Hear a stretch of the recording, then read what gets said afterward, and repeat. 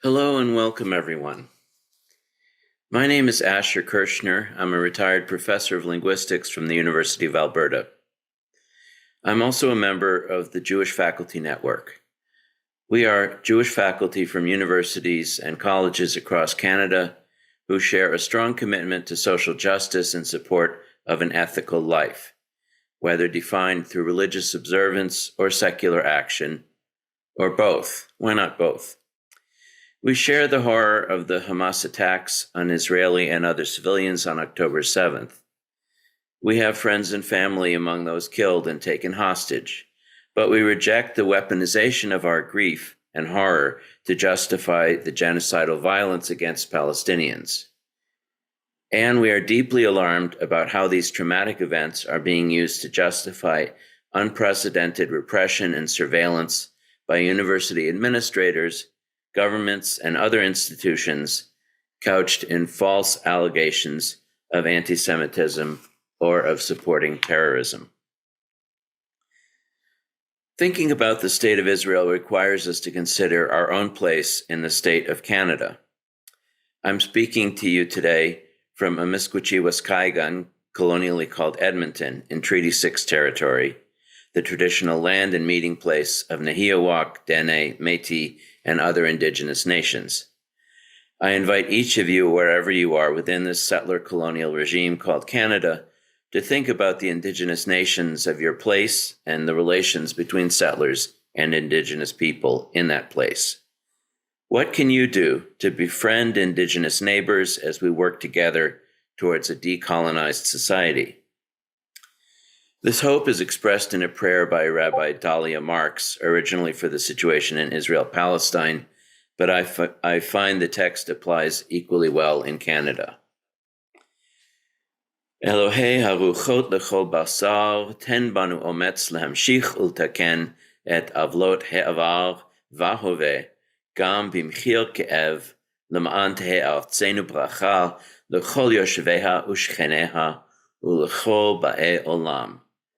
God of the Spirit, whose care is for all mortal beings, grant us the courage to persevere and to remedy the wrongs of the past and present, even when the price is painful, in order that our land be a blessing to all its inhabitants, its neighbors, and to all those who journey in this world. And let us say Amen. I'll now pass it to my co-moderator, Deb Cohen. Thanks so much, Asher. My name is Deb Cowan, and I'm a professor of geography and planning at the University of Toronto. I'm speaking to you from Takronto, Treaty 13, territories of the Anishinaabeg, Haudenosaunee, and Wendat peoples, the Dish with One Spoon Wampum, and treaty lands of the Mississauga of the Credit First Nation. I'm a member of the steering committee of the Jewish Faculty Network, or JFN, and as Asher said, the JFN is committed to social justice and anti-racism. JFN members hold a diversity of progressive Jewish opinions, yet we are united in our opposition to the weaponization of anti-Semitism. We refuse Jewish nationalism associated with the State of Israel, which declares any criticism of that vision to be anti-Semitic. Judaism cannot be equated with loyalty to the State of Israel. This equation erases generations of debate within Jewish communities and Jewish scholarship. Instead, we follow a much longer history of Jewish ethics, which encourages dissent and self-reflection. We recognize that Judaism and Jewish culture are practiced by a global, multi-ethnic, multiracial, and otherwise diverse group of people. This vision allows us to recognize the equal worth of all who live between the river and the sea, and strives to ensure a future centered around equal rights and dignity for all. This tradition calls on us to oppose the dehumanization of Palestinians everywhere. It compels us to speak out when urgent academic and political speech regarding genocidal violence is criminalized. We reject the faulty logic that a campaign of brutal violence can result in any greater security for anyone, ever, period. Never again means never again for all. In speaking out against the weaponization of anti-Semitism, we take a stand against racism everywhere, including anti-Semitism. We also pause to critically reflect on the ways that Jewish voices are prioritized over Palestinian ones in this devastating moment. We also feel an urgent need to challenge the power of the pro-Israel lobby, which claims to represent the entire Jewish community, and aims to silence dissent in our own communities and in much wider publics. With this webinar, we thus intend to contribute not only to understandings of anti-Semitism, but specifically to the fight against anti-Palestinian racism and to augment focus on Palestinian lives and Palestinian voices. We see this as a necessary act of responsibility and solidarity. We are delighted to present a series of very short 5-minute capsule talks from over a dozen phenomenal JFN members. Before we begin, I regret to inform you that Naomi Klein is unable to attend today's event because she's sick and has unfortunately lost her voice. Her presentation today was on the Boycott, Divestment, and Sanctions Campaign, BDS. We wanted to share the following critical contribution from her analysis on this issue, published recently in The Guardian. One of the biggest challenges of the BDS movement has been accusations of anti-Semitic targeting. As she writes, quote, though BDS has broad support from more than 170 Palestinian civil society organizations, internationally the movement remains small. During Operation Cast Lead, that began to shift, and a growing number of student groups and trade unions outside Palestine were signing on. Still, many wouldn't go there. I understood why the tactic felt fraught. There is a long and painful history of Jewish businesses and institutions being targeted by anti-Semites. The communications experts who lobby on Israel's behalf know how to weaponize this trauma, so they invariably cast campaigns designed to challenge Israel's discriminatory and violent policies as hateful attacks on Jews as an identity group. For 2 decades, widespread fear stemming from that false equation has shielded Israel from facing the full potential of a BDS movement. And now, as the International Court of Justice has ruled on South Africa's devastating compendium of evidence of Israel committing the crime of genocide in Gaza, it truly is enough. From bus boycotts to fossil fuel divestment, BDS tactics have a well-documented history as the most potent weapons in the nonviolent arsenal. Picking them up and using them at this turning point for humanity is a moral obligation. It is now my great honor to introduce our first speaker.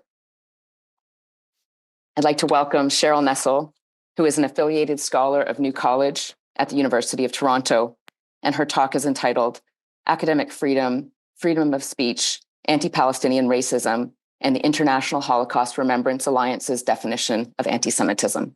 Cheryl? Thank you, Deb.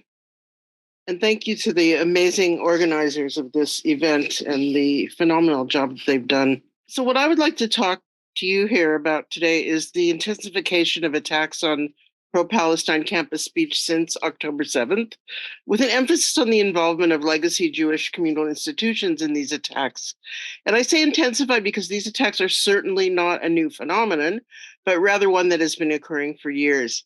So academic freedom and freedom of expression have been stifled by the creation of a chilly climate of intimidation and coerced silence taking place in an environment shaped by a Western dogma of compulsory Zionism.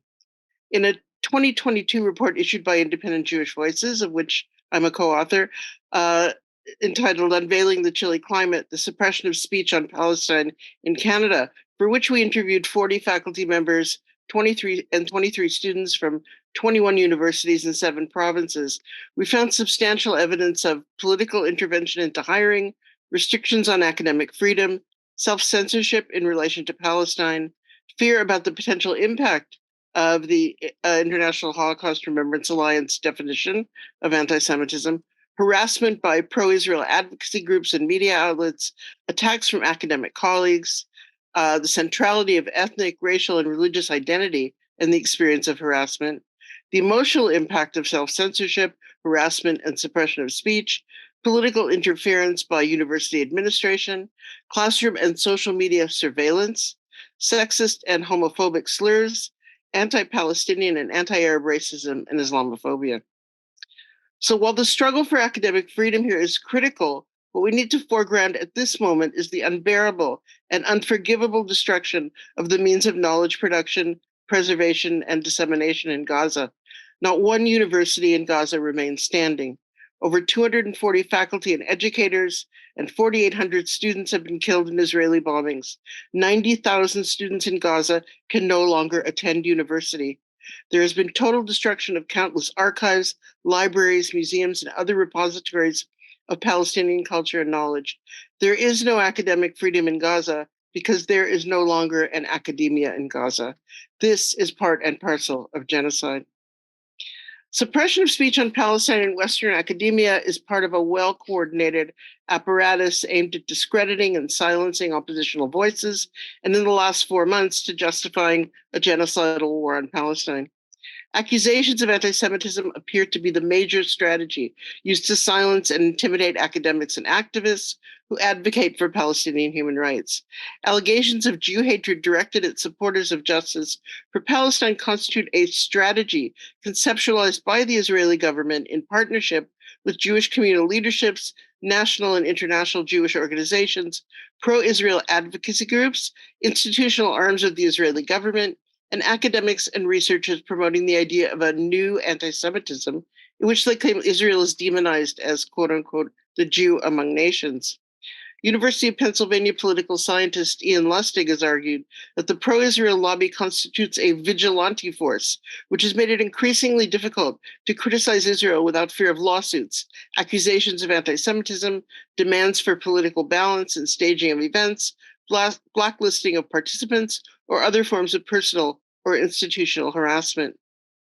Mainstream or legacy Jewish organizations in Canada have been very active in defaming and pursuing penalties against pro-Palestinian organizations and individuals on Canadian campuses. Documentation on this can be found in the Chile Climate Report.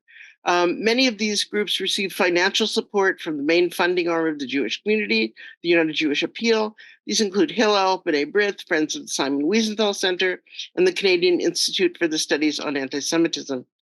Hasbara Fellowships Canada trains and provides $3,000 stipends to students to defend Israel on campus. The Center for Israel and Jewish Affairs, CIJA, Canada's main Israel and Jewish advocacy group, offers grants for organizations that, quote, reduce the efficacy of anti-Israel activity on Canadian university campuses. The Friends of Simon Wiesenthal Center has initiated a campus advocacy fellowship. Those selected are trained to, quote, confront insidious forms of anti-Semitism, including anti-Zionism, BDS, Israel Apartheid Week, and other initiatives that promote myths and libels about Jews, end quote. Since October 7th, multi-million-dollar class action lawsuits have been filed on behalf of anonymous Jewish students against UBC, York, Queens, Concordia, McMaster, where the ask is $77 million, and Toronto Metropolitan University by discredited law firm Diamond and Diamond, in which it is claimed that universities have failed to protect Jewish students from anti-Semitism. Accusations of anti-Semitism, often against racialized medical faculty, have raged in Canadian academic medicine institutions. And Michaela, I'm sure, is going to talk about that. The examples of this dynamic in other sectors are too numerous to mention here. It must be noted that Jewish students and faculty's expression of fear in the face of pro-Palestine campus advocacy have been used to advocate for a crackdown on campus Palestine solidarity groups. It's much more intense in the United States, often with insufficient evidence of actual cases of assault or intimidation. How do we make sense of this anticipatory fear when it is a response to calls for a ceasefire or to the display of a Palestinian flag? And do these expressions of fear divert our attention from actual manifestations of anti-Jewish animus? As Sarah Ahmed notes, the question of fear is shown to be structural and mediated rather than an immediate bodily response to an objective danger. Fear is a response to the threat of violence, but perceptions of threat are shaped by prevailing narratives of what is and what is not threatening, and about who are and who are not the appropriate objects of fear. So often it is anti-Palestinian racism and Islamophobic sentiment that shapes these affective responses. The damage that has been inflicted for years on those advocating for Palestine never enters the conversation. As David Cleon noted in a recent article in the New York Review of Books, Jews joining the pro-Palestine demonstrations are not the Jews whose feelings matter. Where does all this leave dissenting Jews? As Cleon writes, Jewishness provides the apartness and critical detachment that draws to progressive politics and to lives of intellectual and moral inquiry. In this sense, the Jewish left's estrangement from mainstream Jewish institutions has been a source of renewal as well as trauma. By taking a lonely moral stand, in many cases risking real loss as a result, we are learning precisely what it means to be Jewish. Thanks. Thank you so much, Cheryl. We'll now hear from Jonah Korn, Associated Professor from University of Manitoba, speaking on teaching Israel and Palestine. My topic is teaching Israel and Palestine, which is something that I do on a regular basis at the University of Manitoba through a course on cinema in Israel-Palestine. I wasn't scheduled to teach the course this academic year, but due to a chilling instance of speech clampdown at my university in the aftermath of the Hamas attacks and the ongoing Israeli retaliation, I was compelled to reflect with a considerable sense of alarm what the class would look like in its next iteration. In fact, I ended up writing a long article about the clampdown, the injustice done to the person at the heart of it, its potential impact on my teaching, and on the need for a reversing of course. The piece found its way to members of the JFN who invited me to share about the whole Mishagas and bring people up to date.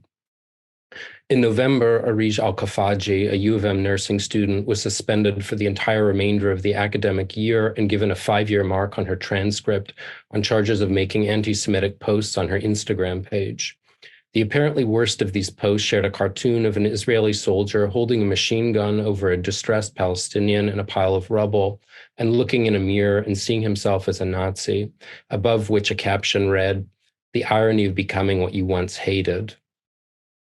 When I examined the screen-grabbed evidence for myself, I began to think of a passage in S. Yazar's Kirbet Kiza, a famous Israeli novella published in 1949 that I teach in my course, in which the narrator, a soldier recalling his involvement in the expulsion of Palestinian villagers from the titular village during the War of Independence, the Nakba, draws an uneasy connection between the army's actions and the history of violence against Jews, unmistakably including the Nazi chapter. Quote, "Oh, my guts screamed. What hadn't they taught us about refugees? Everything. Everything was for the refugees, their welfare, their rescue, our refugees, naturally.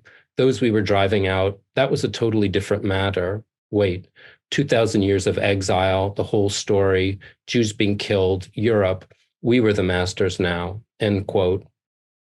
Indeed, if one were to imagine an illustrated version of Kirbet Kiza, and maybe the great graphic journalist Joe Sacco could do one, the cartoon that Al-Kafaji posted to Instagram would well capture the narrator's train of thought.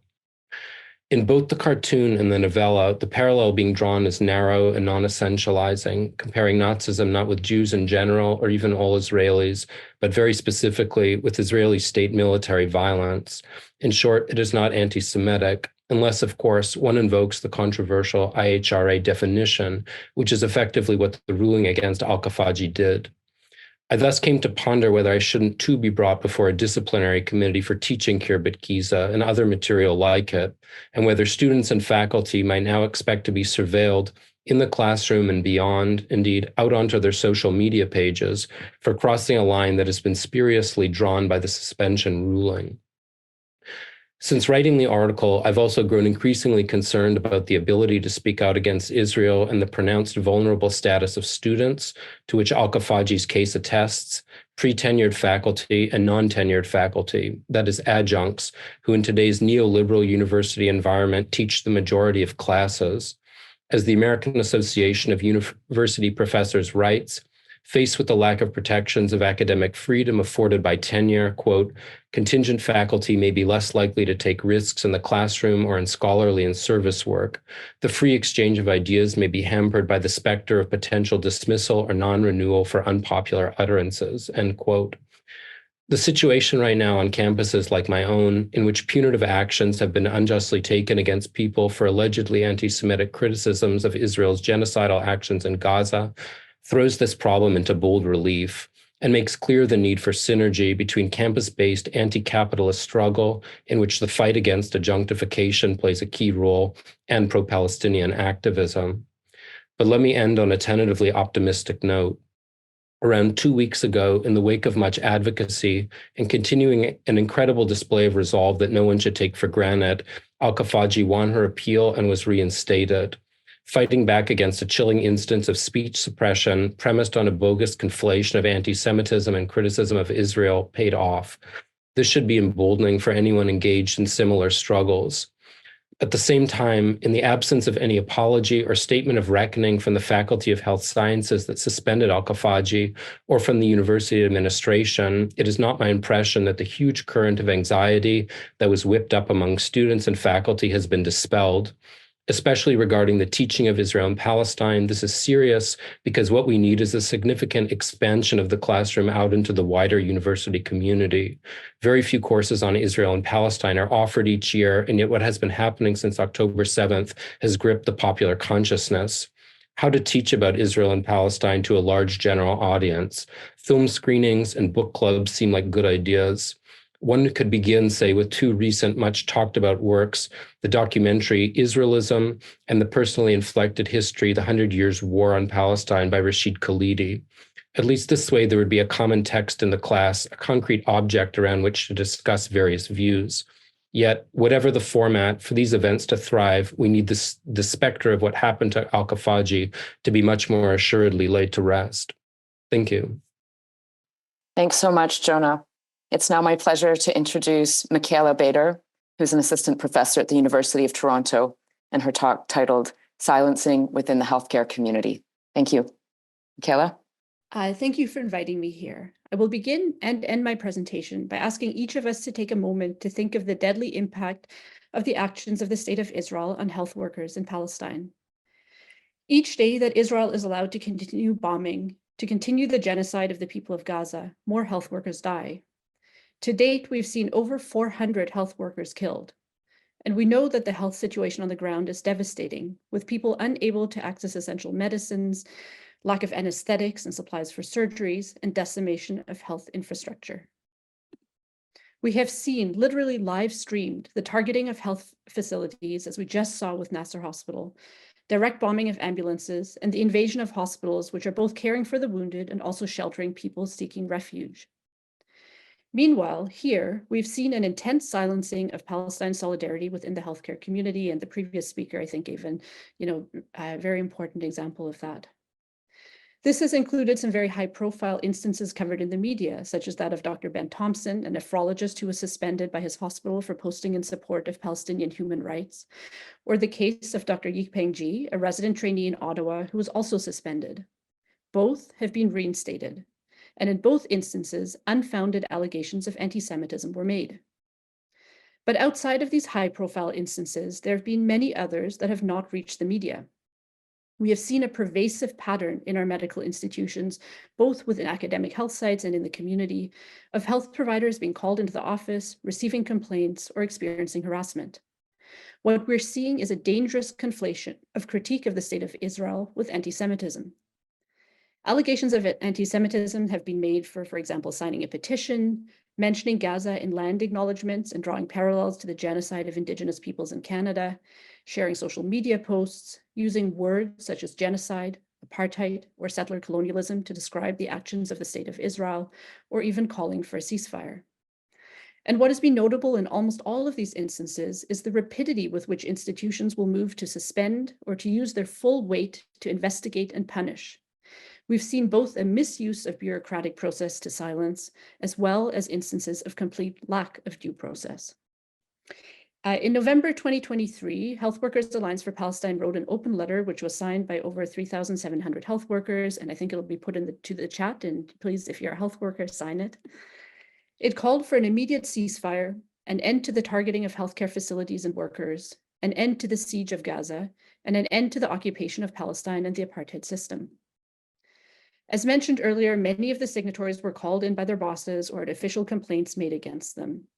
In addition, as was covered in the CBC, someone made a list of 271 medical students who had signed the letter with the stated intention to share this list with program directors in advance of the CARMS match. The CARMS match is when medical students get paired to their residency, and tampering with this process could have very, very significant impacts for trainees. In response, HAP and many other organizations issued a joint statement on the targeting of medical learners, and you can take a look at our social media to read the statement and find out more. Now, on the one hand, we've seen this targeting of learners and health providers, while on the other hand, we have heard absolutely deafening silence from our medical associations, with not one single medical association calling for a ceasefire. At a time when so many have been killed, this is truly shameful and a manifestation of anti-Palestinian racism. Just this past Monday, I attended a rally in Toronto following the chilling news of the attacks on Rafah. This rally did not target any specific hospital. It went down, some major streets, including University Avenue in Toronto. You may have heard the speed with which politicians from all levels of governments denounced and completely misrepresented the events of that evening, a speed which we have not seen in calling for an end to the bombing of hospitals. All of this outrage, this misuse of accusations of anti-Semitism, is a distraction from where our eyes, our hearts, and our actions must be at this time, namely to continue to do everything we can for an immediate and permanent ceasefire and for free Palestine. I really want to say a few words to my colleagues in healthcare, which is that as Jewish people invested in the safety and well-being of our communities and in the dismantling of anti-Semitism that puts all of us at risk, we need to recognize that these anti-Semitism accusations that I've detailed and that other speakers have detailed make none of us safer, and instead feed into the tactics of divide and conquer used by white supremacists and obscure the real solidarity being displayed all over the world by thousands and thousands of Jews towards a free Palestine. I want to bring us back in closing to focus on Palestine and on the brave health workers who are working under relentless and genocidal aggression, and on all the hospitals which have been bombed, and yet still, wherever possible, with immense resilience, continue to offer whatever care is possible. I will end here by asking you to consider signing onto 2 open letters. The first is a statement against the adoption of the IRA working definition of anti-Semitism specifically to health facilities and institutions. And the second is regarding access to care for people coming from Palestine and Sudan. Hopefully the links will be put into the chat.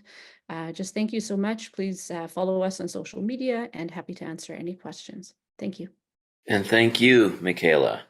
We'll now move on to Larry Haven, Professor of Emeritus from St. Mary's University, and the title of his talk is Antisemitism, What It Is and What It Isn't. I'm the Jewish son of an Auschwitz survivor. I've been the target of anti-Semitism as a child and then by right-wing supremacists as an adult. A founding member and steering committee member of Independent Jewish Voices, I helped develop and help teach IJV's workshops on anti-Semitism. Sometimes when asked, what is anti-Semitism, I feel the only way to answer is kind of like a comedian. What is anti-Semitism? Everything is anti-Semitism. Even when there's no evidence of anti-Semitism, there's anti-Semitism. Yesterday, my cat Diego coughed up a hairball, and B'nai B'rith called him an anti-Semite. Then the newspapers picked it up, and then the prime minister, 5 cabinet ministers, 3 provincial premiers, and the mayor denounced him. There's a wonderful quotation from the 2015 play Indecent by Pulitzer Prize-winning author Paula Vogel. Do you know what a minyan is? It's 10 Jews in a circle accusing each other of anti-Semitism. The epithet is spewed so promiscuously, you'd think it no longer means anything. Yet it still packs a poisonous punch. British historian Stephen Beller explains, accusations of anti-Semitism are rhetorically very powerful because as soon as you label someone anti-Semitic, you can dismiss them and their arguments as irrational, as insane, and hence they don't have to be taken seriously. Or, alternatively, have to be taken extremely seriously as a threat not only to Jews, but to the whole of society. Continuing the quote, if you call someone an anti-Semite, you are in effect associating them with the Holocaust. That is the nuclear option of political rhetoric. The following are what anti-Semitism is not. Anti-Semitism is not criticism of Israel. It's not harsh criticism of Israel. It's not unfair criticism of Israel. And it's not even necessarily incorrect criticism of Israel. But somehow when it comes to Israel, critical faculties go out the window. There's no debate. You're an anti-Semite. How convenient. Here's what anti-Semitism is, in the eloquent words of the 2021 Jerusalem Declaration, endorsed by over 300 top global scholars in Jewish studies, anti-Semitism, and the Holocaust. Anti-Semitism is discrimination, prejudice, hostility, or violence against Jews as Jews. And to continue, It is racist to essentialize, that is, to treat a character trait as inherent or to make sweeping negative generalizations about a given population. What is true of racism in general is true of anti-Semitism in particular. I would add that the mirror image of anti-Semitism or philo-Semitism is also a form of bigoted stereotyping and can be equally dangerous. Not only, of course, to Palestinians, but to hundreds of people worldwide and in Canada since October 7th, who've been called out, canceled, shut down, suspended, fired, blacklisted, and doxxed. In short, a campaign of nothing less than civil terror. This, while the US-based Anti-Defamation League has for years listed Canada as one of the least anti-Semitic countries in the world. Anti-Semitism has been on the rise for several years, but not independently, rather commensurate with the rise in white nationalism that targets many in addition to Jews. Privileging efforts to combat discrimination against one group marginalizes other targeted groups and undermines solidarity and cooperation. So fighting anti-Semitism must be part of a larger struggle against hatred. Want to see just how far the anti-Semitism call-out can go? Let's look to Germany.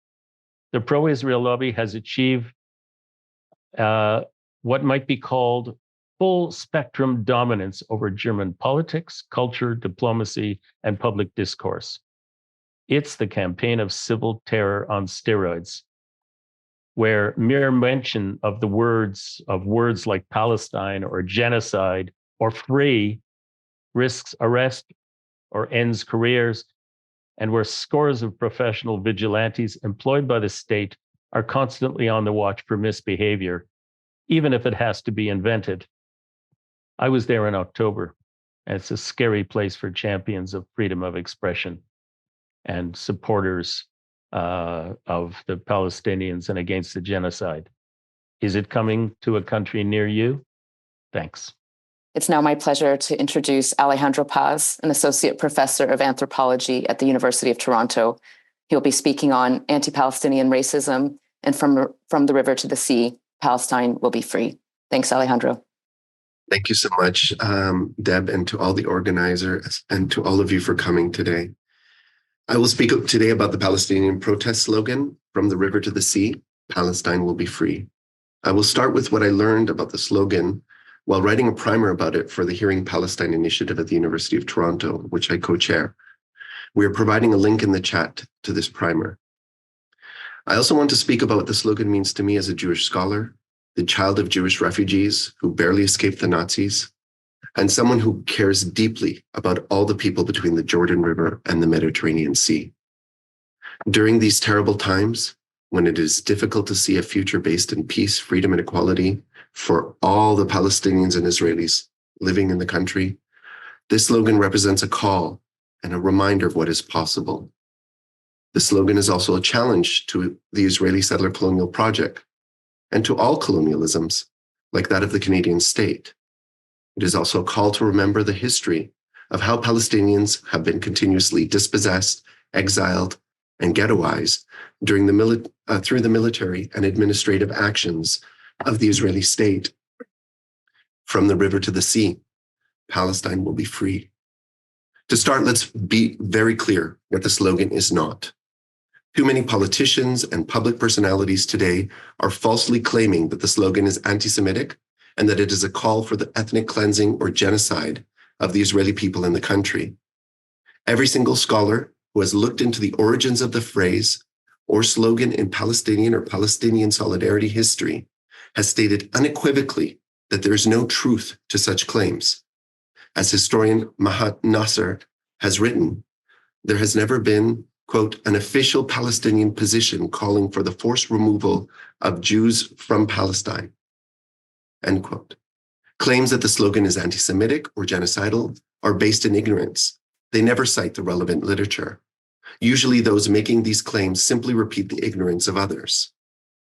Unfortunately, ignorance is not the only problem here. These claims are really based in racism, which is now usually called anti-Palestinian racism.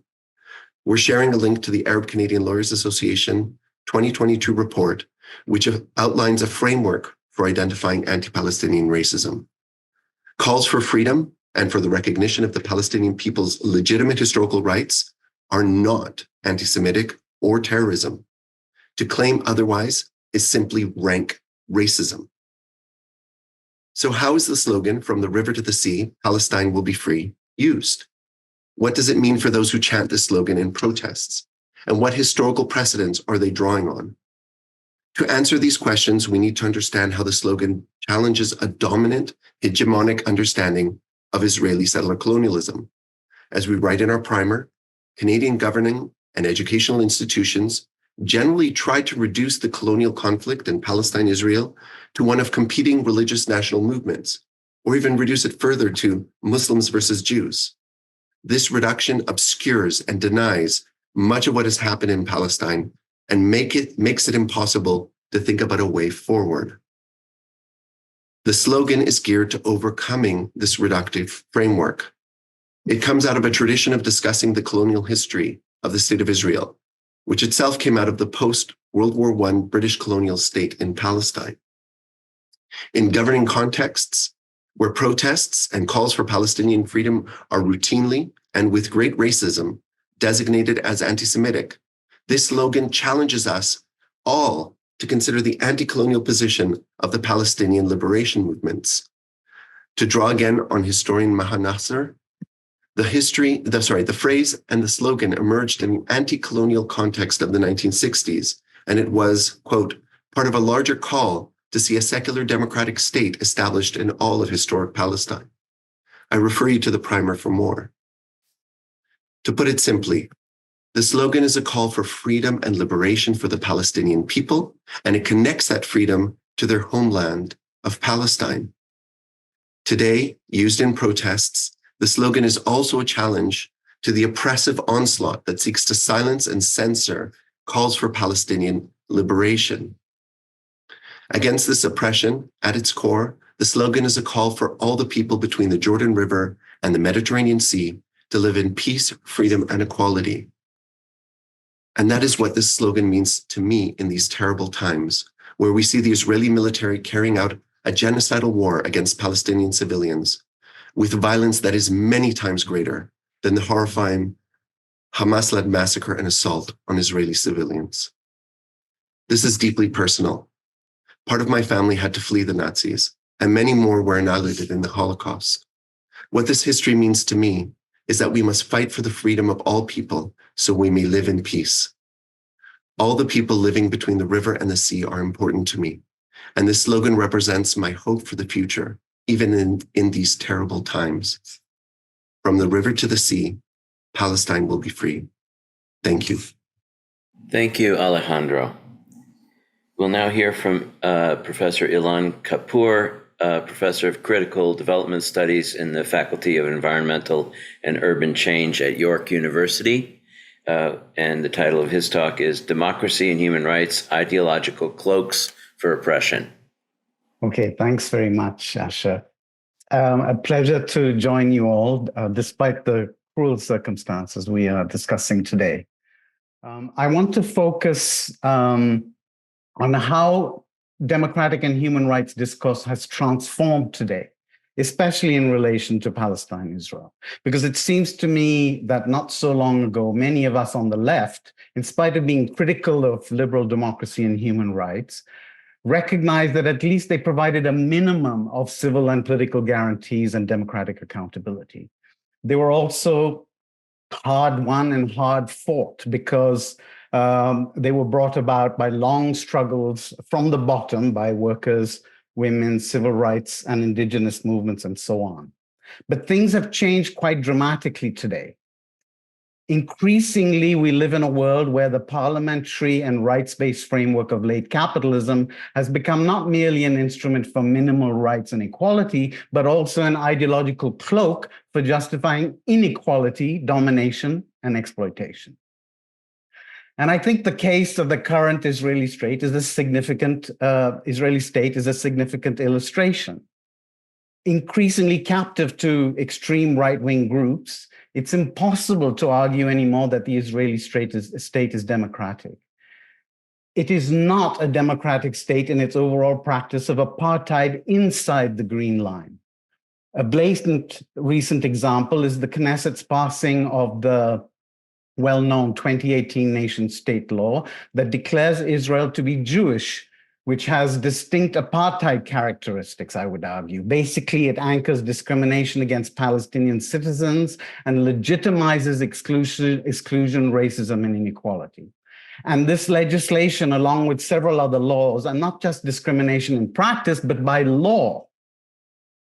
It means that a so-called Arab Israeli citizen and a Jewish Israeli citizen, while both citizens, enjoy different and unequal rights and privileges. So most land inside the Green Line is off limits to Palestinian citizens of Israel. And citizenship is guaranteed to all Jewish immigrants, but not to non-Jewish or Palestinian immigrants.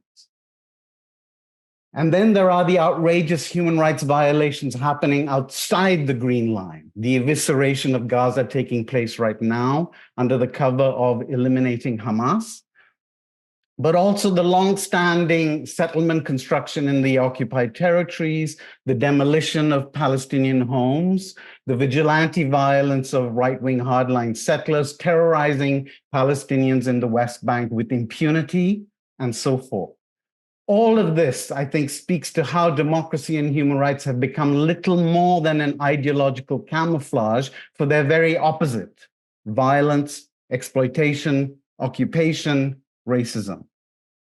Which is why that common accusation of anti-Semitism for singling out Israel does not stand up to scrutiny. Israel is the only democracy in the Middle East, is one common refrain in defense of the Israeli state. And if that does not work, then why not pick on China is the other refrain. But as my colleague and friend Zahi Zalua has argued, the problem with the China and Israel comparison is that everyone knows that China is not a democratic state. Yet Israel is depicted as a democratic state without actually being one. It has all the trappings allowing for its misrecognition as a democracy when it is, in fact, as I just outlined, some kind of liberal ethnocracy that has maintained a military dictatorship in the occupied territories for decades. Now, I do want to point out in conclusion that the current day Israel is one of the more flagrant examples of this ideological cloaking. Today's Hindu fundamentalist India is another significant case in point. But my view is that these examples reflect in perhaps more extreme form the global structural crisis of capitalist liberal democracy, with increasing, although not necessarily inevitable, increasing signs of a movement towards authoritarian capitalism, of which I would argue the rise of neopopulism in Trump's America or Pierre Poilievre's Canada are also symptoms. So one of the great challenges for the left in this regard, it seems to me, is better grasping how the conventional human rights and democratic form of struggle against capitalist liberalism is precisely what prevents the questioning and dismantling of the system. Thanks for your attention. Thanks so much, Ilan. It's now my pleasure to introduce Gillian Rogan, Associate Professor at the University of Windsor, and her talk entitled Pro-Israel Advocacy and Hate Speech Legislation. Thanks, Gillian, over to you. Since October 7th, 2023, and for the past number of decades, pro-Israel advocacy groups have been calling for stronger criminal law responses to address claims of rising anti-Semitism. These calls have taken a number of forms, including increased surveillance of Palestine solidarity activism, increased resources to be funneled into policing, and increased police powers to contain and condemn anti-Semitism. Policing, however, causes racial violence. It does not and cannot work to eradicate it. It will not work to increase Jewish safety. It will increase racialized police violence, and the calls emanating from pro-Israel lobby groups operate to fortify anti-Palestinian racism by exalting Orientalist tropes that other Palestinian people. In this moment, we are seeing the grave material consequences of this othering play out in support of genocide. These dynamics are exemplified by the newly enacted offensive Holocaust denial. In June of 2022, Parliament enacted Section 319 2.1 of the Criminal Code. Under the heading Willful Promotion of Anti-Semitism, it is now an offense in Canadian criminal law to communicate statements that willfully promote anti-Semitism by condoning, denying, or downplaying the Holocaust. Section 319 2.1 was purportedly a response to claims in rising anti-Semitism, and it was supported by B'nai B'rith, the Friends of Simon Wiesenthal Center, and the Center for Israel-Jewish Affairs, or CIJA. It is inarguable that Holocaust denial is a hallmark of anti-Semitism. False claims about the Holocaust, including denial of it altogether, are relied on and promulgated by many groups, including and perhaps most notoriously by white supremacists. However, the politically charged climate within Section 319 2.1 came into existence, including amidst debates and competing claims about the meaning of anti-Semitism, its prevalence, and anti-Semitism allegations as they relate to critiques of the Israeli state bear further examination. Section 319 2.1 is only directed at speech that relates to the Jewish experience of genocide, as the heading includes the word anti-Semitism. This means that denial of queer, Black, disabled, and Roma people's experiences of the Holocaust are not covered by the gambit of the offense. What does it mean to instantiate the Holocaust as the only genocide, denial of which is recognized by the Criminal Code? It's perfectly legal in Canada for anyone to deny the history and ongoing legacy of colonization and the genocide of Indigenous people. It's perfectly legal to deny the history and ongoing legacy of slavery. It's not only legal, but perhaps encouraged in this particular moment to deny the Nakba. Recognition of Holocaust denial in the Criminal Code hierarchizes the Jewish experience of genocide, placing it above all others. This kind of exceptionalism cannot and will not alleviate anti-Semitism. A number of organizations made submissions to the Senate Committee on Legal and Constitutional Affairs regarding the proposed bill to criminalize Holocaust denial. Shimon Fogel, Chief Executive Officer of CIJA, had this to say about anti-Semitism and Holocaust denial. And just a warning here that this quote that I'm about to read is very violent. This is the quote. "The kind of hatred expressed by the extreme right is beyond worrisome, as is their penchant for translating that hate into action. The delegitimization of some elements on the extreme left is equally worrisome because it marginalizes and excludes Jews from participation in things that are part of our DNA, including the pursuit of human rights. Then there are elements within the Muslim world, some of whom have a particular approach to their beliefs that create hospitable territory for that kind of extremism directed against Jews." And that's the end of the quote. The notion that human rights are part of Jewish DNA reveals a direct connotation to race and racialization. According to Fogel, while Jewish DNA is comprised of the pursuit of human rights, Muslim DNA is imbued with terrorism and extremism.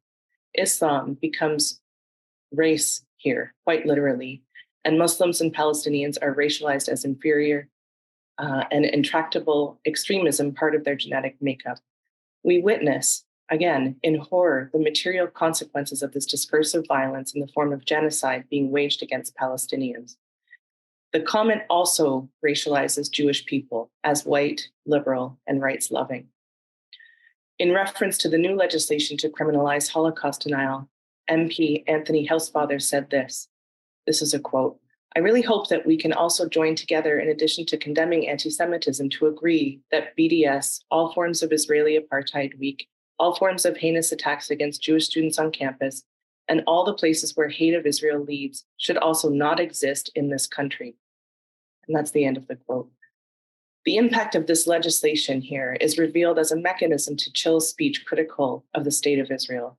According to Housefather, fighting anti-Semitism means quite literally supporting the state of Israel, including its genocidal campaign. This is a gross distortion of the legacy of the Holocaust.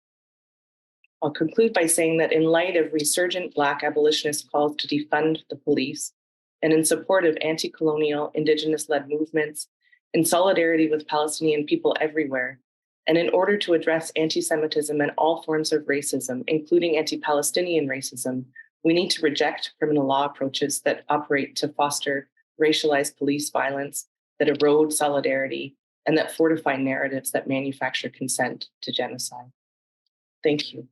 Thank you so much, Jillian. We'll now hear from Avi Lewis, Associate Professor at the University of British Columbia, speaking on Israel and South Africa's case at the International Court of Justice. Avi? I'd like to start by expressing huge gratitude for the Jewish Faculty Network. I've only been a member since November 27th, but in this short, intense time, I found a generous circle of expertise, rigor, wit, and warmth, a community of courage huddled together on the right side of history. So my thanks to JFN for the principled family that you all have built. So last night at dinner, one of my oldest friends in the world said, "We're living through one of those times that we'll look back on decades from now." And of course, that's undeniably true. It's hard to look past the daily cavalcade of horrors, the dismembered bodies that just the moment before were complicated, beloved, living people. They're piled so high now that they threaten to block out all the light in the world. And yet this genocide continues to grind on day after 132 days with no end in sight. It's hard for the mind to attach to anything beyond this unending moment. But I believe that many historic changes are happening beneath and around these appalling crimes against humanity. South Africa's case against Israel for the crime of genocide at the International Court of Justice in The Hague is one such historic fact. It's a fact that I believe is tectonic in significance. Perhaps its impact will be at glacial speed, but in years to come, I think we'll see that it carved valleys and mountains in the terrain of human affairs. Of course, the ICJ case hasn't yet changed the facts on the ground, but it does have the potential to change what lies beneath the ground. And I'm speaking, of course, of the stories. Narratives that are already weakened by decades of being at war with reality are now being laid to rest, buried in the rubble of Gaza. Consider the case of Canada. Can this country ever again claim the role of honest broker when Canada continues to sell arms to a country, even after it faces trial for genocide, when it maintains a free trade deal and offers diplomatic cover to a country being tried for genocide? What kind of honest broker cuts off aid to the United Nations Relief and Works Agency, the only organization capable of delivering aid at scale in Gaza in the midst of one of the most violent all-out military assaults in memory? In the case of UNRWA, Canada's decision to cut funding goes beyond reputational damage to perilous legal liability.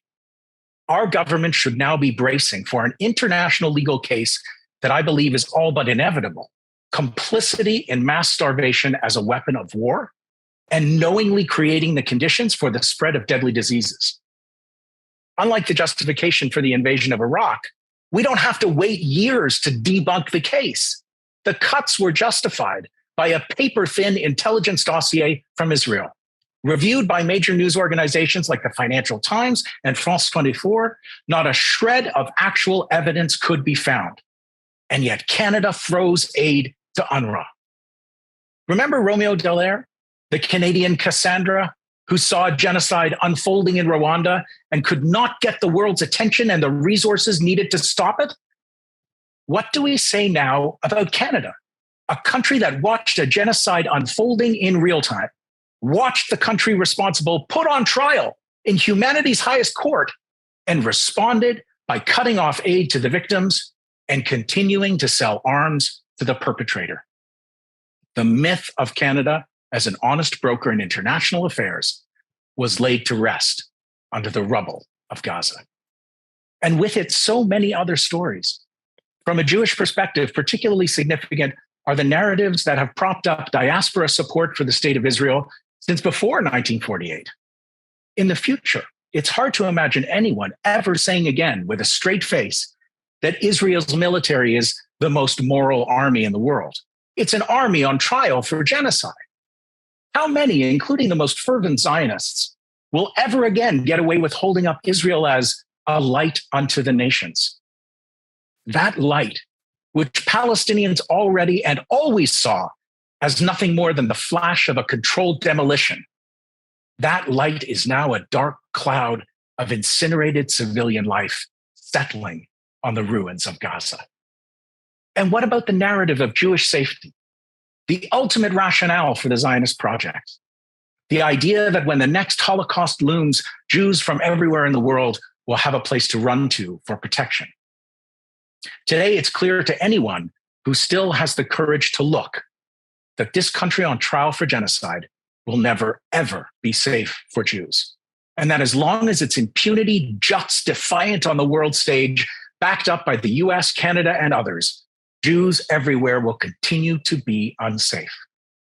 The cherished stories of Zionism are today toppling like statues, melting into air, or crumpling lifeless to the ground, the blood-soaked ground of Gaza. And finally, what about the accusations of Zionist organizations, the relentless cries of anti-Semitism that ring out hour after hour? They pour forth in a torrent these days, from CIJA, from B'nai B'rith and the Simon Wiesenthal Center, from Hillel, from the Jewish Federations of Canadian Cities.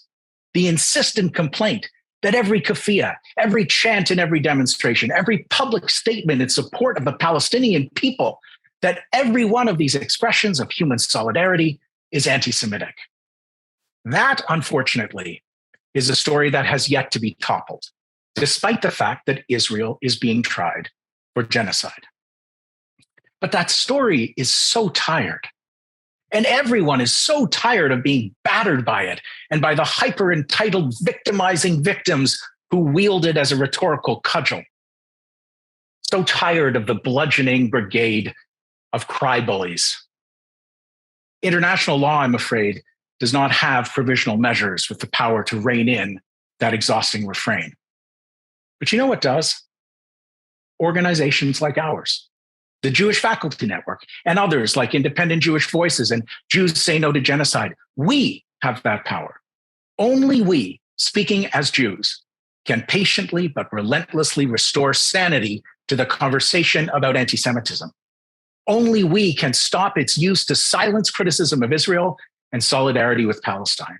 We can and must restore it to its place as a racism among other racisms, as a non-exceptional form of hatred that must be fought, like all racism, by a broad coalition, an anti-racist movement for justice, a big, bright, fierce, and loving movement in which we take our place, not as the chosen people, but as people who choose to be one among many. Thank you. Thanks so much, Avi. The JFN is only stronger since you've joined us in November. It's now my pleasure to introduce Abigail Bakken, professor at the University of Toronto, and her talk, Why Anti-Zionism is Not Anti-Semitism. Over to you, Abby. Thank you, Deb and Asher, and this amazing panel of speakers. It's very humbling to be a part of it. On November 28th, the U.S. House of Representatives passed a motion stating anti-Zionism is anti-Semitism. On November 24th, the National Post featured an article headlining, "Don't be fooled, anti-Zionism is just anti-Semitism rebranded." It is not. These efforts to paint anti-Semitism as anti-Zionism are not about challenging anti-Semitism at all. They are part of a drive to silence growing solidarity with Palestinians in the midst of Israel's genocidal war on Gaza. This marks an escalation of anti-Palestinian racism and a violation of freedom of expression. Anti-Semitism is a serious threat, and fighting it without compromise is critical, but anti-Semitism cannot be challenged if its meaning is trivialized or distorted. Anti-Semitism is a term that has multiple meanings. One key meaning is anti-Jewish racism, the meaning I'm drawing upon here. Another unhelpful meaning, forwarded by the International Holocaust Remembrance Alliance working definition of anti-Semitism, falsely equates criticism of Israel with anti-Semitism. The term anti-Semitism is certainly problematic, but it's the language we have. It was coined originally in 1873 by a German journalist committed to opposing legal emancipation of Jews. And it originally falsely distinguished between Aryan and Semite linguistic groups, eliminating Arabic linguistic groups from Semitic, quote unquote, origins. Anti-Zionism, however, is not in any way the same as anti-Semitism. In fact, Zionism, anti-Zionism, non-Zionism have been discussed and debated in the Jewish community for decades. There are certainly some anti-Semitic movements, including white nationalists, who use the term Zionism as a place saver for Jews and as an object of hate, as they use and appropriate many different terms. But it is absolutely not the rise of white nationalism that has provoked US Republicans and right-wing Canadian pundits to object to anti-Zionism. Zionism has taken multiple forms historically. Some interpreted biblical verse to mean a spiritual home for Jews. But the dominant form of Zionism today is political Zionism, or what I term really existing Zionism. Zionism is the founding and ongoing ideology of all the main political parties in the state of Israel. The premise is that Jews can only live in peace, free of anti-Semitism, if they are away from non-Jews in an ethnically defined nation state. But Zionism in any form is not the same as Jewish identity, culture, theology, or religion. And prior to the Holocaust, Zionism was a minority view in the international Jewish community. Instead, most Jewish communities strive to challenge anti-Jewish racism the way oppressed people have continuously challenged oppression, linking arms in common cause with others to fight for fundamental social change where they live, love, and work together. But liberal democratic states offered no safe haven for Jews. States like Canada and the United States blatantly refused to accept Jewish refugees fleeing Nazi Germany. Many Jews looked to socialism. In 1897, for example, a Congress of Jewish Socialists in the Bund was organized, which was anti-Zionist, distinct from the first Zionist Congress that was organized in the same year. And in this tradition, Jewish communities advocated for a different view of emancipation, sometimes termed Doichheit, Yiddish for here-ness. But socialist states also failed Jews, adapting to violent anti-Jewish racism. In 1948, when the State of Israel was established, taking the name from the biblical Old Testament, the Jewish population globally had been decimated. Those surviving World War II were desperate to find a way to imagine a life of peace and safety. And in this moment of extreme despair, Zionism came to fill the vacuum. But this was a state founded as a colonizing project. Some participated knowingly, others did not, but the outcome was the same. Israel originated as an ethnically defined Jewish state, not a state of all its citizens, regardless of race or religion. And this apartheid orientation has been reaffirmed repeatedly, including as recently as Israel's Basic Law of 2018. This was a land many of us knew in Hebrew school. What we were told, it was empty, a desert, brought to bloom only by Jewish immigration and settlement. But this was not and is not true. This was not terra nullius, literally territory without a master or empty land. The land of historic Palestine comprised a productive society among a diverse population that included a majority of indigenous Muslim and Christian Palestinians, as well as some Mizrahi Jews and some Ashkenazi Jews. The Nakba, Arabic for catastrophe, marks the moment of occupation, ethnic cleansing, and displacement in 1948.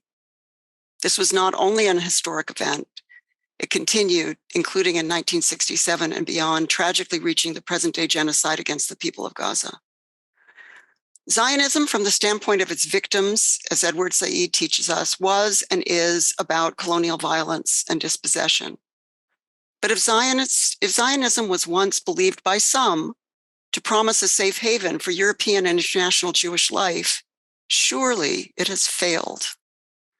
So let's choose Doichheit and strive for shared peace and solidarity where we are, wherever we are, in our collective here-ness. Thank you. We'll now move to Ariel Katz, Associate Professor at University of Toronto, speaking on safety and solidarity. If you follow the news, as many of you and are do, we can't avoid hearing about growing and rampant anti-Semitism in general and on our campuses in particular, where Jews are no longer feel safe, we're told.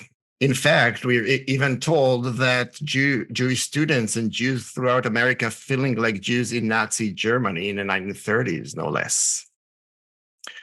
Now, I'm a Jew. I was born and raised in Israel. I came to Canada to UFT more than 20 years ago, and this has never been my experience. I've always felt safe on campus, both before and after October 7th. And this is also the experience of many of my Jewish friends and colleagues. Now, there's certainly a lot of bad faith in the charges of anti-Semitism, but there's also certainly genuine anxiety in the current moment. And it is undeniable that many Jews and Israeli Jews do feel unsafe, and that their feeling is genuine. They're not faking it.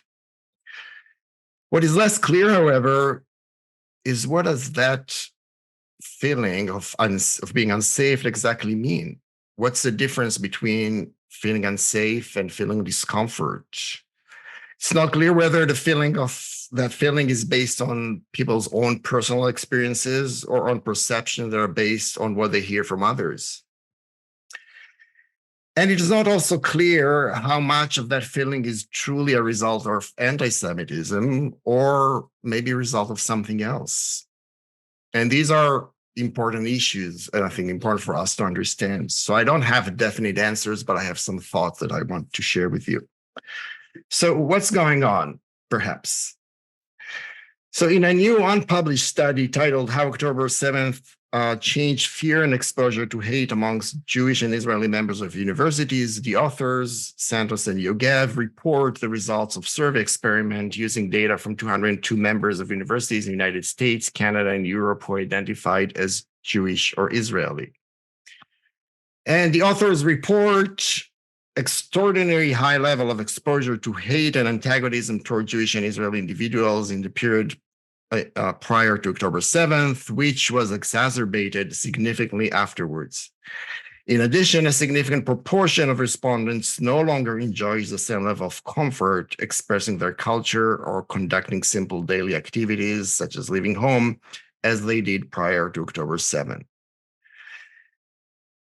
And they seem to assume or imply that there is a connection between those two phenomena.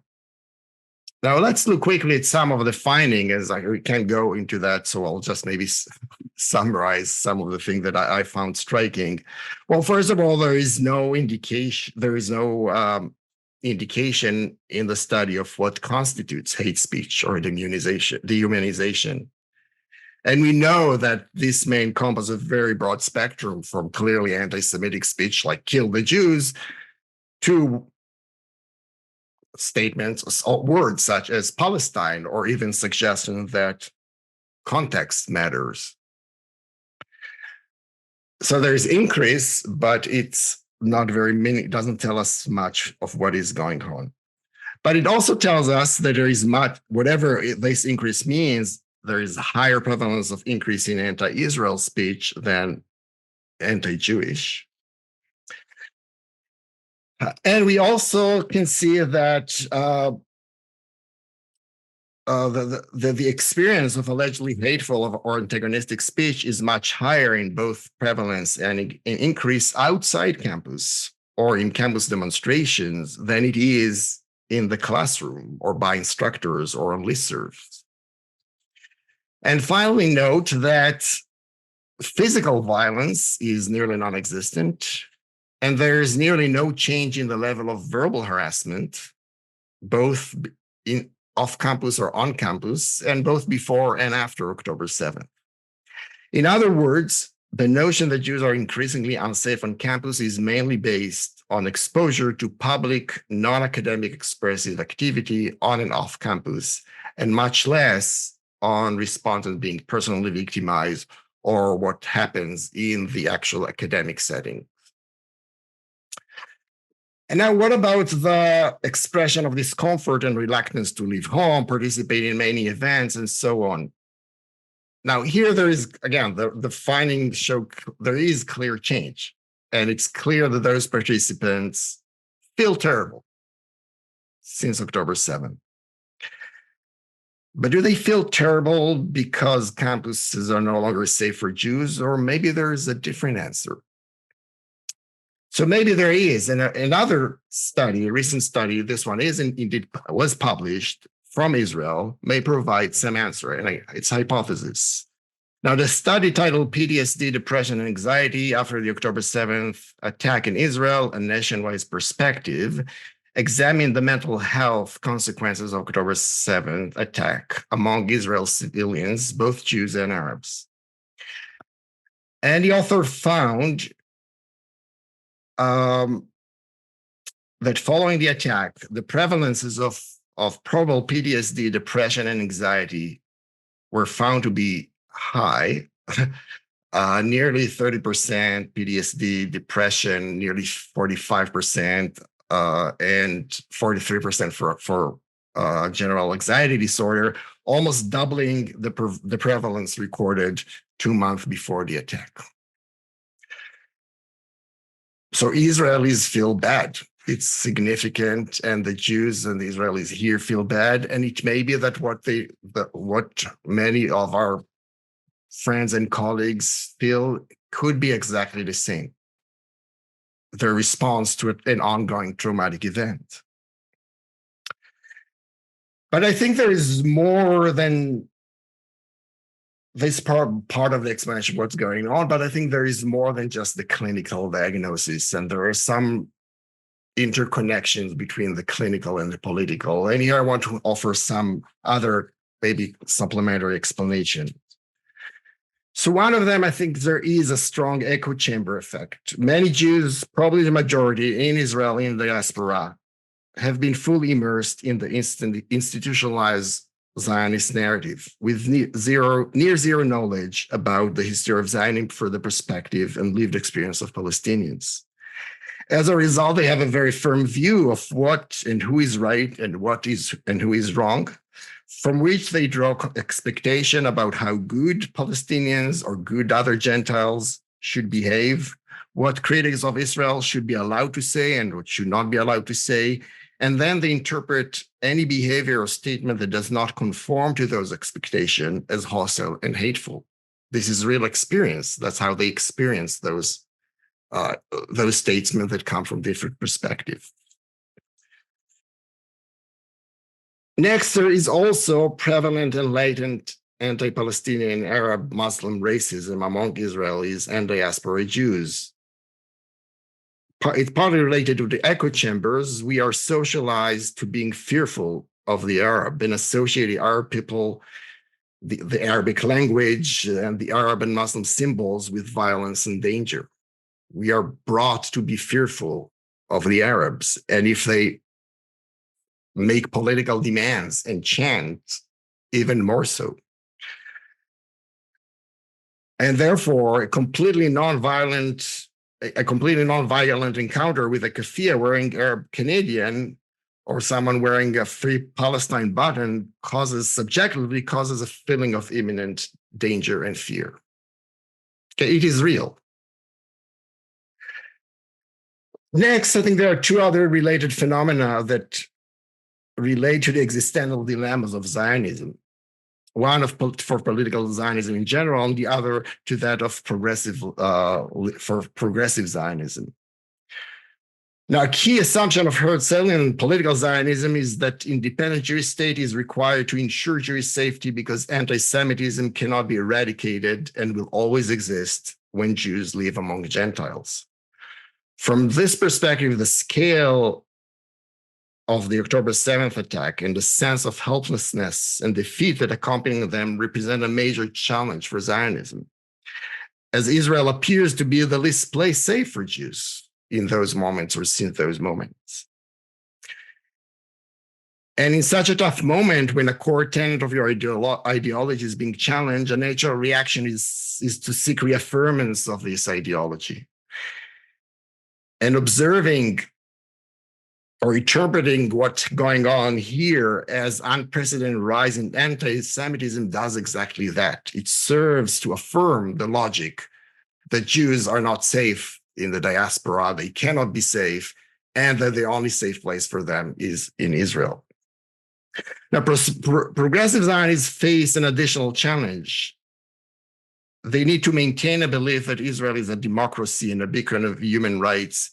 And doing that requires a serious effort of willful blindness to many inconvenient truths, such as the Nakba, the apartheid realities of the occupation, and the violence of the ongoing Gaza war. Realizing that Israel may be committing genocide or even not genocide, but only crimes against humanity or other serious war crimes is not a problem for Canis. This is what they want, and they may be proud of it. But it is a gut-churning crisis for those who see themselves as progressive. And again, it's a reality that is very difficult to reckon with. And a mechanism for dealing with this tough moment is denying it and accusing everyone who claims or demonstrates the reality as an anti-Semite. Now, there is also another reality. And anti-Semitism may be more prevalent than we've hoped it is. The last point, I think it's something that happens and we need to be aware of, that while the distinction between non-Zionist critique of Israel and anti-Semitism, it's an analytically valid distinction, in reality, the distinction may be blurrier than we hope it is. And there is some slippage where anti-Zionism, from an intellectual point of view, turns into an emotional hate of Zionism, which can slip into hate of Zionists, which the majority of Jews are. And similarly, anti-Israel critiques can translate to an emotional state of hate to Israelis and to hate of Israelis, which are nearly half of the Jews around the world. So I think this is partly what's going on, and these are real issues, and they are difficult issues, and they matter much, and they're also challenging to deal with. And I will stop here. Thank you very much. Thank you, Ariel. It is a distinct pleasure to introduce our next speaker, this is Sherry Pasternak, who is an associate professor at the Toronto Metropolitan University. And her talk is entitled Settler Colonialism and the Politics of Jewish Claims to Indigeneity. Over to you, Sherry. Good afternoon, everyone. Today, I want to address accusations of anti-Semitism that stem from calling Israel a settler colonial state. So first, people are being called anti-Semitic for saying that Israel is a colonial state because it supposedly denies Jewish indigeneity to the region. And secondly, we hear the claim that it is anti-Semitic because it mischaracterizes the historical context and the nature of Jewish presence in Israel-Palestine. So I want to begin by immediately putting to rest the notion that the term settler colonial and its application to Israel-Palestine is a new fad or a new anti-Semitic trope, as its detractors would like us to believe. In a recent Atlantic piece, a staff writer states that the so-called jargon of settler colonialism and its application to Israel-Palestine is a morality tale that links Indigenous struggles globally rather than providing a real political analysis. But Indigenous struggles are linked globally through a shared arsenal of tactics of containment, by global geographies of commerce, by traveling and adaptive racial ideologies, by geopolitical power formations, and by the vice of international capital. And as Robin Kelly and others have argued, what was European fascism but the Holocaust, but colonialism come home? This political analysis is not a new framework nor newly applied to Palestinian struggle. Settler colonialism describes a form of colonization where newcomers choose to dominate and replace. In the 1960s and 70s, the Research Center of the Palestinian Liberation Organization and the Socialist Organization in Israel, Matzpen, used this framework extensively, as did a much longer list of Palestinian, Israeli, and other scholars. And I'm going to share in the chat a bibliography that you can reference on this literature. As Rashid Khalidi notes in the introduction of his book, The 100 Years' War on Palestine, Palestinian liberation has always been both an anti-colonial struggle and a dueling national struggle. Likewise, the Zionist Project for a Jewish State in Palestine was a struggle constituted by both Palestinian colonization and the co-formation of Jewish nationhood. Now the resurgence of the settler colonial framework has provoked and relaunched a bid within the public sphere by those who defend Zionism for who are the real indigenous people to Palestine. And at the heart of this contention is the question of what this claim authorizes in the name of both self-defense and self-determination. Clear today, Jewish indigeneity is being used to police pro-Palestinian resistance to occupation and genocide. One recent example that demonstrates the pervasiveness of how this claim is being deployed against critics of Israel involved the departure of Wanda Nanabush from her position as Indigenous curator at the Art Gallery of Ontario when she was accused of denying Jewish Indigenous rights to Israel. And I'll also post that letter in the chat. To be clear, there's extensive archaeological evidence of Jewish history in historic Palestine and religious connection over the years.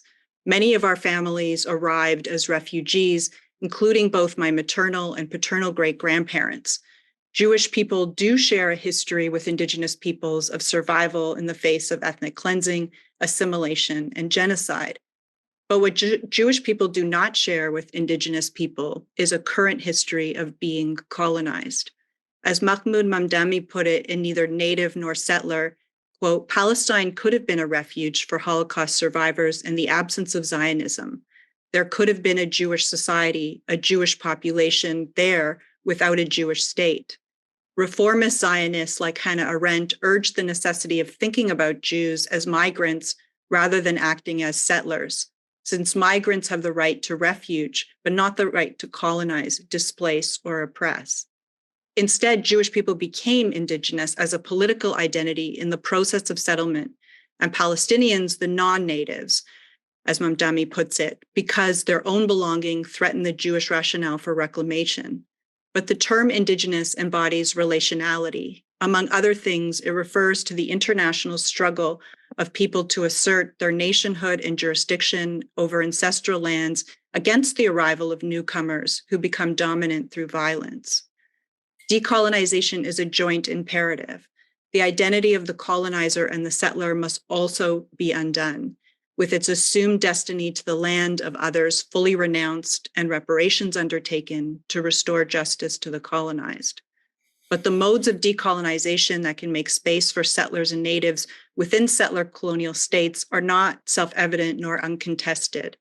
As Robin Kelly writes, whether the structure of settler colonialism persists or can ever be fully dismantled is a critical source of debate in the historiography.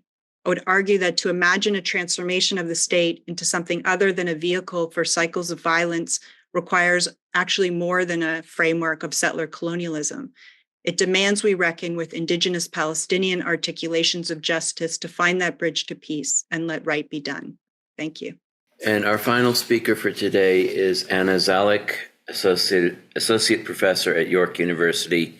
The title of her talk is Reflections on the Jewish Diaspora and Zionism. Thank you so much, everyone. I'm also very grateful to be here with this community today in these very difficult times. So, the Israel Lobby's campaign to label criticism of Israel and Palestinian solidarity symbols anti-Semitic, as colleagues here have pointed out, puts everyone at risk.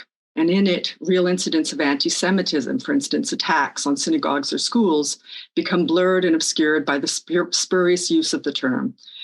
This spurious use permits the suppression of Palestine solidarity and facilitates both anti-Palestinian racism and Israel's genocidal campaign against Gaza, as supported by Canada and the US. In Canada, suppression includes the arrival, for instance, recently of the police at a lecture by Professor Mohamed Ayash at York University, a lecture on Palestinian liberation.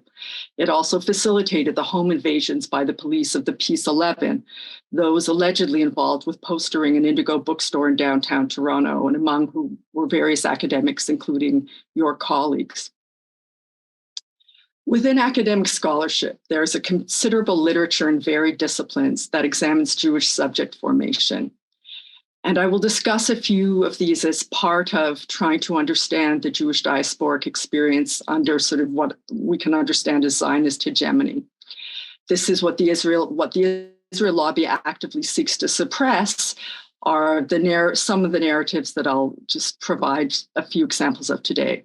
So in my early adulthood, a book that had a major impact on my understanding of Zionism and Israel was one that talks about Zionism as a rejection of Jewish diasporic cultures.